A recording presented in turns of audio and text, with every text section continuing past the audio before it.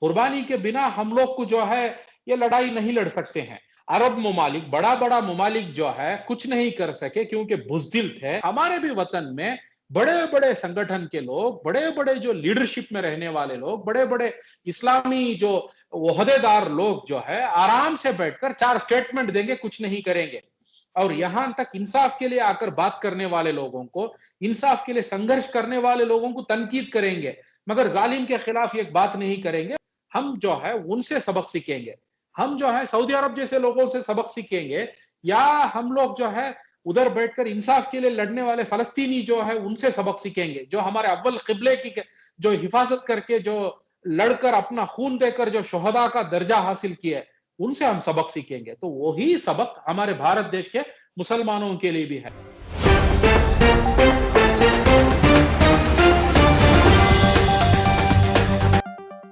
पल-पल news से मैं हूं आपके साथ नदीम अकरम। कि कल जो युद्ध रुका और उसके बाद जो फिलिस्तीन से जीत का जश्न मनाने की तस्वीरें सामने आई, कई सारे सवाल जो हैं, जो देश का मीडिया है वो उठाता हुआ नजर आया कि असल में ये कैसे लोग हैं, मरने पिटने के बाद भी जो है अपनी जीत का जश्न मना रहे हैं। आपकी नजर में ये फिलिस्तीनियों की कल की जीत थी या ये इजराइल के लिए एक ऐसा सबक था? देखो, जंग एक ऐसा मामला है, जंग खत्म होने के बाद कोई देश मानता नहीं जीत किसकी हुई, हार किसकी हुई। मगर बाहर से जब देखते हैं, जब सोचने वालों को, समझने वालों को, अक्ल रखने वालों को मालूम पड़ जाता है जीत किसकी हुई। जंग में कोई मानता नहीं कि हम हार गए।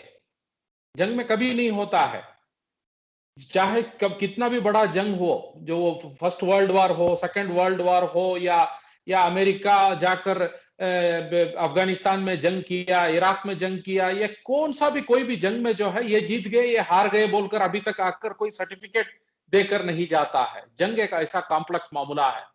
मगर अक्ल से सोचने वालों को, बेसिक कॉमन सेंस भी रखने वालों को मालूम पड़ता है, इतनी सोफिस्टिकेटेड आर्मी, इतनी powerful country, world's 4th powerful country करके अपने आप को कह लेने वाली इजराइल, और जो है उसके साथ अमेरिका जैसा एक सुपर पावर, उनके साथ रहने वाले लोग जाकर सीज फायर जब डिक्लेयर करते हैं, तो उसमें ही मालूम पड़ जाता है। तो उन लोगों को हार को मानना पड़ा, वो हार गए। जंग वो लोग कंटिन्यू कर नहीं सके।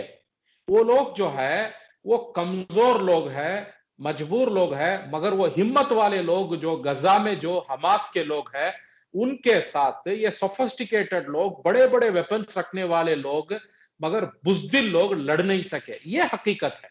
ये जो है कॉमन सेंस रखने वाले, कोई भी अक्ल रखने वाले लोगों को समझ में आ जाएगा कि बायस्ड लोग जो है, जिसका मानसिकता जो है कभी भी पोलराइज्ड रहता है, वो ये सच को मानने तैयार नहीं रहेंगे। मगर सच यही है कि ये कमजोर थे, मजबूर थे, मगर हिम्मत वाले थे। ये हिम्मत वाले जीत गए। नहीं तो इजराइल जाकर क्यों सीज फायर डिक्लेयर करेगा भाई? वो 20 लाख लोगों को मार के खत्म ही कर देगा। वो 20 लाख लोगों को खत्म ही करके उधर जो है, उधर पूरा उधर उधर उधर उधर उधर जला के पूरा मिट्टी मिट्टी करके रख देगा ना। इसलिए खत्म किया कि उधर लड़ नहीं सका उन्हें, वो जंग को कंटिन्यू नहीं कर सका। रिटर्न जो रिटेलिएशन वो था उधर से, जो गजा से जो हमास का जो लोगों का, उसको संभाल नहीं सका। वो जो लड़ाई को, वो हिम्मत को वो बर्दाश्त नहीं कर सका, ये बुज़दिल लोगों को। तो उसकी वजह से जो है सीज फायर हुई, और खुली किताब है, कामयाबी जो है हमास की हुई, कामयाबी जो है फलस्तीनियों की हुई, और हार जो है ये जालिम इजराइल की और उनके साथ रहने वाले लोगों की हुई है। क्योंकि सर हमने इस युद्ध के दौरान लगातार ये चीज़ें देखी, जब अलविदा जुम्मे के दौरान जो है इजराइल की सेना जब अंदर घुसी, तो लोगों ने इजराइल का बायकॉट करने को लेकर के पूरी दुनिया के लोग जो हैं वो फिलिस्तीनियों के साथ खड़े हुए नजर आ रहे थे। पर तब तक हमारे देश की हुकूमत का कोई बयान नहीं आया था, पर हमारे देश की हुकूमत से जुड़े हुए लोग, जिसमें कपिल मिश्रा जैसे दंगाई भी शामिल थे, कई भारतीय जनता पार्टी के नेता इसमें शामिल हुए और उन्होंने देश में हैशटैग चलाया इंडिया स्टैंड विद इजराइल। ये एक शर्मनाक चीजें सामने आई और उसी दौरान जो चीजें देखने को मिली वो ये कि वो लोग डंके की चोट पर कह रहे थे कि इजराइल जो है पूरी तरीके से फिलिस्तीनियों को खत्म कर देगा, और यूएन में जब बात रखने की बारी आई तो हमारी जो सरकार थी उसने फिलिस्तीन को सपोर्ट तो किया, पर सामने से नहीं, बैकडोर से। ये चीजें कितना बड़ा इम्पैक्ट पड़ेंगी ऐसी मानसिकता वाले लोगों के लिए, और ये असल में देश के लिए कितनी खतरनाक चीजें हैं कि आप खुले तौर पर एक जालिम को बढ़ावा दे रहे हैं कि वो मुसलमानों को मारे पीटे, हम आपके साथ खड़े हैं। किस तरीके से देखते हैं और समझते हैं आप इन चीजों को? देखो, आपके सवाल में दो पार्ट्स है। ये एक इंडिया के लोगों में एक बड़ा तबका इजराइल को जो सपोर्ट करने वाला एक एक क्वेश्चन है, और दूसरा जो क्वेश्चन है इंडिया का जो स्टैंड है यूनाइटेड नेशन में। मैं दोनों को एक वन आफ्टर दी अनदर, एक के बाद एक मैं जवाब दूंगा। फर्स्ट जो है, इंडिया में जो हैशटैग चलाया गया वो इंडिया स्टैंड्स विद इजराइल बोलकर, वो इंडिया स्टैंड्स विद इजराइल जो हैशटैग में जो है 2 लाख के करीब ट्वीट्स हुए। इंडिया स्टैंड्स विद फलस्तीन बोल के जो हैशटैग चलाया गया, इंडिया में जो लोग फलस्तीन के साथ रुके थे वो 5,50,000 ट्वीट्स हुए थे, और विद इजराइल जो ट्वीट हुए थे वो सिर्फ 2 लाख ट्वीट हुए थे। उसमें पूरी आरएसएस की मिशनरी, पूरी बीजेपी की आईटी सेल, पूरे पूरे 2 कौड़ी के 2 रुपए के लिए ट्वीट करने के लोग, ये पूरे लोग मिलकर करने के बावजूद वो लोग जो है सिर्फ 2 लाख ट्वीट कर सके। और जो नेचुरल इंसाफ पसंद लोग इस देश में जो है 5.5 लाख ट्वीट जो है कर सके, किसके हित में? इंसाफ के हित में, फलस्तीन के हित में। ये फर्स्ट इंपॉर्टेंट एस्पेक्ट है। इंडिया स्टैंड्स विद फलस्तीन जो है वो जो है 5.5 लाख ट्वीट था। और दूसरा जो एस्पेक्ट है, इसमें जो इंडिया में एक बड़ा गिरोह जो है फलस्तीन के लोगों के खिलाफ और इसराइल का सपोर्ट में था, ये इसराइल का सपोर्ट में ऐसा नहीं है। इनको क्या है, एक आरएसएस मशीनरी पिछले 80-90 सालों से मुसलमानों के खिलाफ, इस्लाम के खिलाफ एक नफरत का एक तालीम, एक एजुकेशन, एक इल्म इनको दे देकर, जहर दे दे के एक बड़े तबके को हिंदुस्तान में, हमारे भारत देश में बनाया है। वो लोगों को कहां भी दुनिया के कोई भी कोने में मुसलमान पीटते हुए, मुसलमान का खून, मुसलमान का बहन बेटियों का इज्जत, मुसलमानों का जान, मुसलमानों का बच्चों को मारा जाता है, तो उसको ये लोग देखते हैं तो इनका दिल खुश हो जाता है। ये लोग बहुत अच्छा महसूस करते हैं, क्योंकि एक विलन जैसा एक खतरनाक इमेज बनाकर मुसलमानों का बताकर एक गिरोह कोई हमारे भारत देश में बनाया है आरएसएस।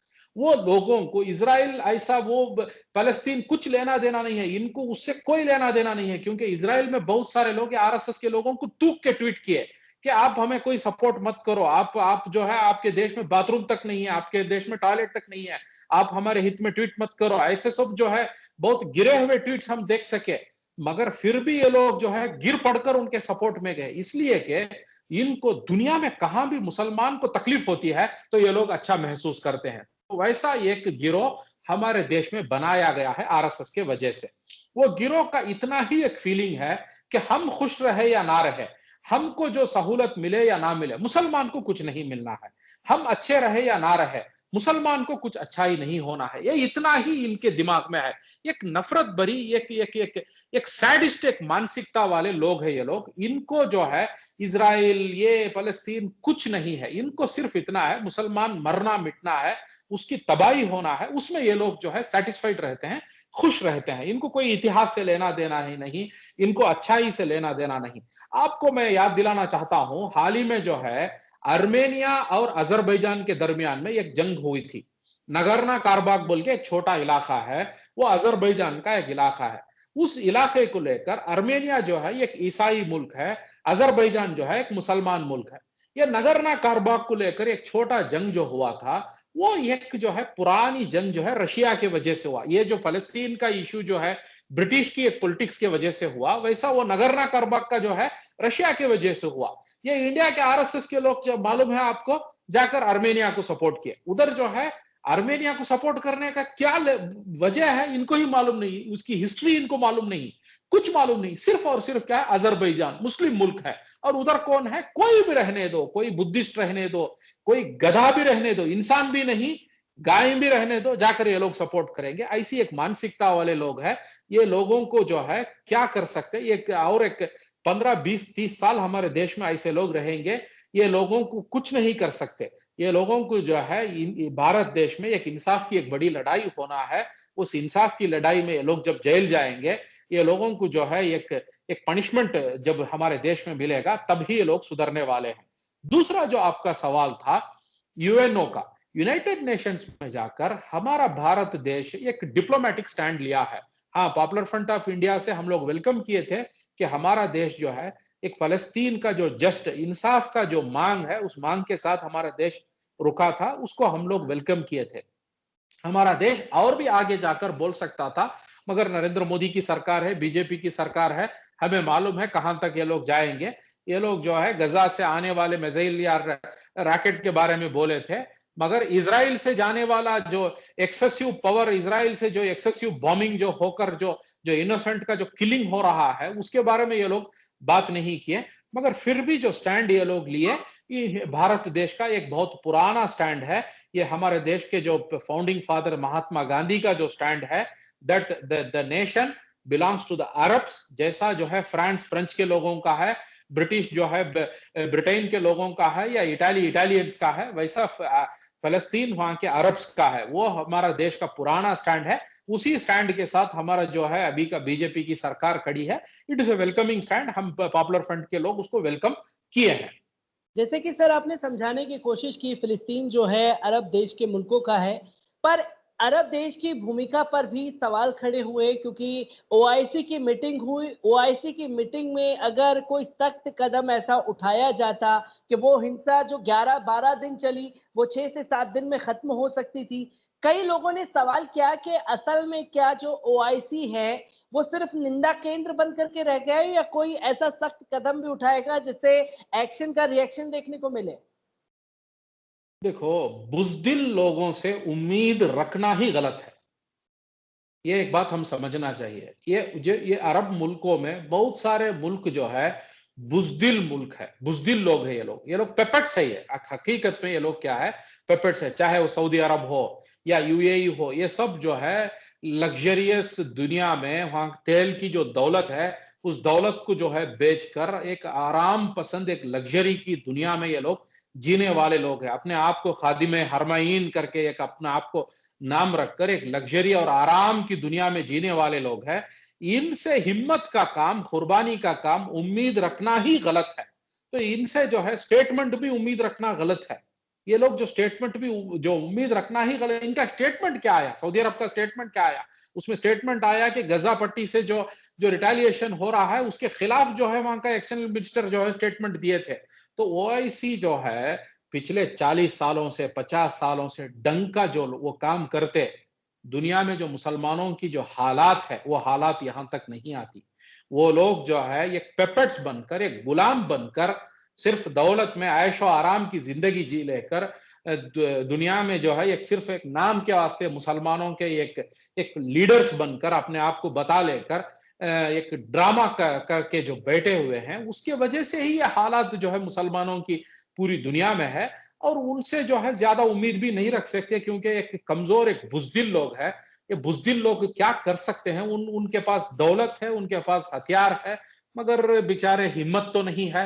हिम्मत फलस्तीनी लोगों के पास है, जिनके पास कुछ दौलत नहीं है, कुछ हथियार नहीं है, मगर अल्लाह सुब्हानहू तआला उनको हिम्मत इतना कूट कूट के उनके अंदर भर दिया है कि वो लोग मर जाएंगे मगर सर नहीं झुकाएंगे। ऐसा एक मामला है।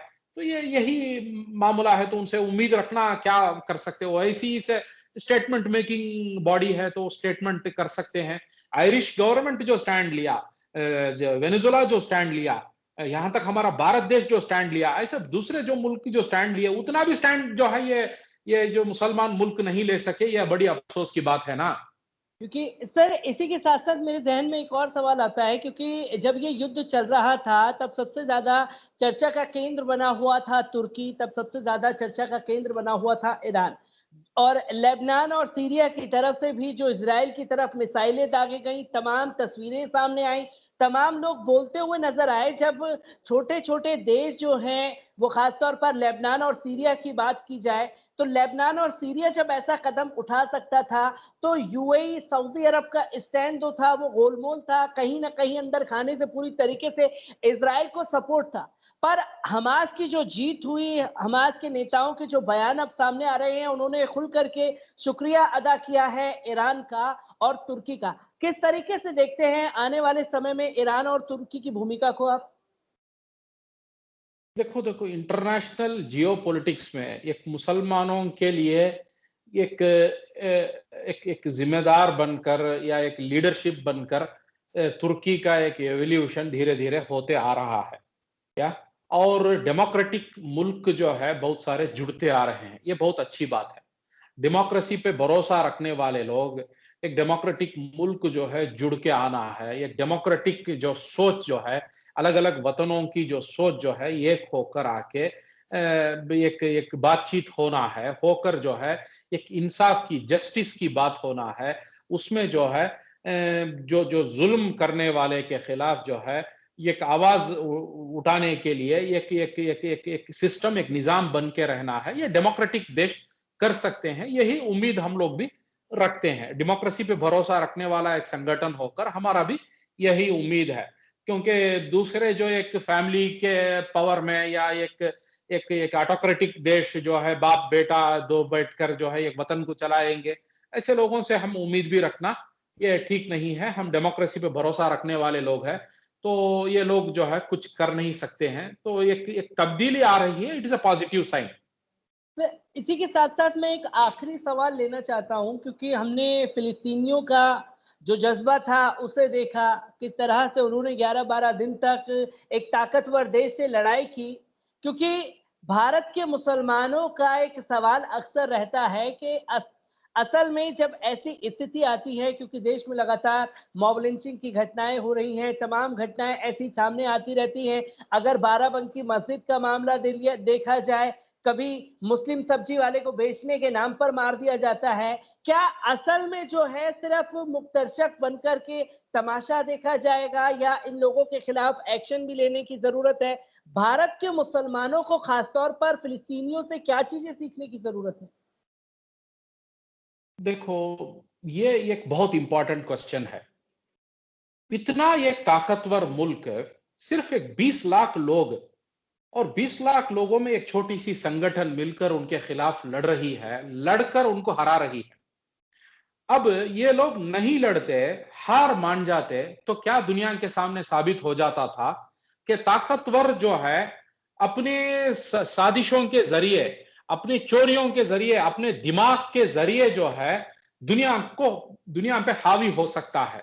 मगर ये फलस्तीनी लोग जो है लड़कर दुनिया को साबित कर दिए, कमजोर क्यों ना हो, मगर साबित खत्म होकर हम लोग इंसाफ के लिए लड़ेंगे, जरूर कामयाबी हासिल कर सकते हैं, मगर कुर्बानी देना ही पड़ेगा। ये रूल है। ये सेम रूल इंडिया में भी अप्लाई होता है। आरएसएस कितना भी ताकतवर क्यों ना हो, वो जो है इंडिया के सिस्टम में घुस बैठकर कैंसर जैसा जो है हमारे सिस्टम में जो है मुसलमानों को जो इंसाफ मिलना है, या इस देश के कुचले गए कौमों को, वंचित कौमों को जो इंसाफ मिलना है, उसको मिलने से कितना रोकने की कोशिश क्यों ना करे, लिंचिंग क्यों ना करे, गाय के नाम पर मुसलमानों को परेशान क्यों ना करे, मस्जिदों पे हमला क्यों ना करे, मगर इस देश में हिम्मत वाले मुसलमान, इस देश में जो है ईमान ईमान वाले मुसलमान जो है, छोटे गिरोह क्यों ना हो, इनके खिलाफ उठकर हम लोग खड़ेंगे, हमारे कॉन्स्टिट्यूशनल राइट्स के लिए हम लोग खड़ेंगे, तो जरूर हम लोग जो है कामयाबी हासिल कर सकते हैं। मगर कुर्बानी तो देना ही पड़ेगा। कुर्बानी के बिना हम लोग को जो है ये लड़ाई नहीं लड़ सकते हैं। जैसे आपका सवाल था, अरब ममालिक, बड़ा बड़ा ममालिक जो है कुछ नहीं कर सके क्योंकि बुजदिल थे, क्योंकि वो लोग जो है आराम पसंद थे, वो लोग जो है अपने एक लग्जरी में जी रहे थे। वैसे हमारे भी वतन में बड़े बड़े संगठन के लोग, बड़े बड़े जो लीडरशिप में रहने वाले लोग, बड़े बड़े इस्लामी जो ओहदेदार लोग जो है आराम से बैठकर 4 स्टेटमेंट देंगे, कुछ नहीं करेंगे। और यहां तक इंसाफ के लिए आकर बात करने वाले लोगों को, इंसाफ के लिए संघर्ष करने वाले लोगों को तनकीद करेंगे, मगर जालिम के खिलाफ एक बात नहीं करेंगे। वैसा हमारे देश में भी मिलेंगे लोग। हम जो है ये लोगों को देखकर बैठेंगे, या वो जो जो उधर लड़कर उधर जो है कुर्बानी देकर जो कामयाबी हासिल करें, उनसे हम लोग सबक सीखेंगे। हम जो है उनसे सबक सीखेंगे। हम जो है सऊदी अरब जैसे लोगों से सबक सीखेंगे, या हम लोग जो है उधर बैठकर इंसाफ के लिए लड़ने वाले फलस्तीनी जो है उनसे सबक सीखेंगे, जो हमारे अव्वल किबले की जो हिफाजत करके जो लड़कर अपना खून देकर जो शोहदा का दर्जा हासिल किया है, उनसे हम सबक सीखेंगे। तो वही सबक हमारे भारत देश के मुसलमानों के लिए भी है। इधर 30 करोड़ मुसलमानों में हम उम्मीद रखते हैं कि सब लोग हमारे साथ आए, हमारे साथ जो है दूसरे दूसरे संगठन के लोग भी आए, मगर सब लोग नहीं आएंगे। ये रूल ऑफ द नेचर है। बहुत सारे लोग जो है जालिम का सपोर्ट करेंगे और मजलूम को तनकीद करेंगे, ये जो है रूल है। मगर हम जो है उस वक्त पर ये परेशान नहीं होना है। हम लोग जो है उस वक्त पर हमारे ट्रैक छोड़कर जो है हम जो है दूसरा रास्ता नहीं पकड़ना है। हम जालिम के खिलाफ हमारे कॉन्स्टिट्यूशनल राइट्स को, हमारे जो कानूनी हुकूक को, हमारे डेमोक्रेटिक राइट्स को पाने के लिए कुर्बानियों को देकर संघर्ष को हम लोग करते रहना है। चाहे यूएपीए में झूठे केसों में हमें क्यों ना डाले, चाहे हम लोगों को जो है ये लोग जो है ये इनके गुंडों को रखकर कत्ल क्यों ना करें, हम लोगों को जो है न्याय की संघर्ष को करते रहना पड़ेगा।